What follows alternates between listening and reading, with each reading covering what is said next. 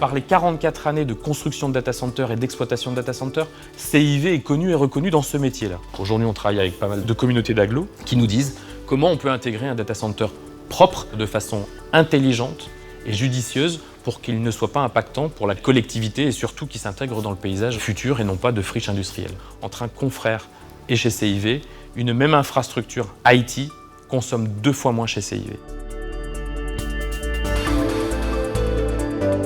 En 1974, il y avait déjà les problématiques d'énergie, qu'on a l'impression, soudainement, on va commencer à s'inquiéter d'un phénomène. Et donc tout ce qui est porté aujourd'hui en termes de valeur dans cette entreprise, c'est de construire un avenir sur une révolution industrielle qui est le numérique.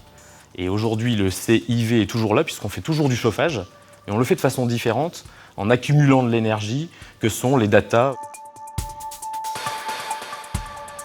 En matière de performance, aujourd'hui, on cherche l'autoconsommation, on cherche les cibles de la loi sur la transition énergétique. On cherche également à influencer nos clients, nos partenaires, nos collaborateurs dans une démarche qui soit effectivement au niveau environnemental un peu plus vertueuse. On a un territoire qui est propice à pouvoir faire ce que j'appelle du green. C'est un volet global.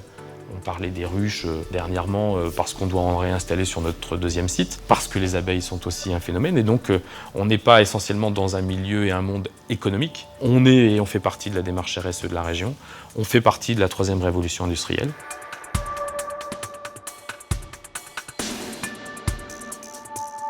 On a considéré qu'il fallait vraiment qu'on réfléchisse et qu'on agisse sur ces problématiques énergétiques. Et donc, l'usage du free cooling étant un constat d'efficacité, on s'est posé la question de savoir de quelle manière on pouvait améliorer l'utilisation du free cooling au quotidien. À moyen terme, c'est de valider les cibles, c'est-à-dire notamment l'augmentation de la température dite d'eau glacée, qui est également un moyen de rechercher du rendement sur une installation comme la nôtre. À terme, c'est d'essayer de découvrir d'autres usages par le biais du cube, par exemple lors des essais groupe électrogène. Il faut savoir que le cube permet, durant un essai réel groupe électrogène, d'effacer environ 30% des émissions de carbone du groupe électrogène diesel lui-même grâce au cube. Ce que l'on cherche aujourd'hui, c'est de faire la démonstration qu'on peut changer les habitudes et décider d'aller travailler avec des dispositions ou des dispositifs qui soient un petit peu différenciants.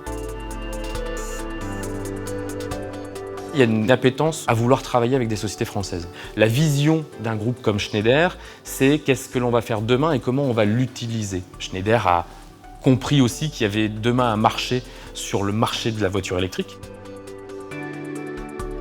On considère qu'en matière environnementale, il faut arrêter de raisonner systématiquement en retour sur investissement, mais on dit souvent chez nous, on parle et on raisonne en retour sur environnement. On considère que l'entreprise peut aussi être modèle, on est tous acteurs de notre environnement.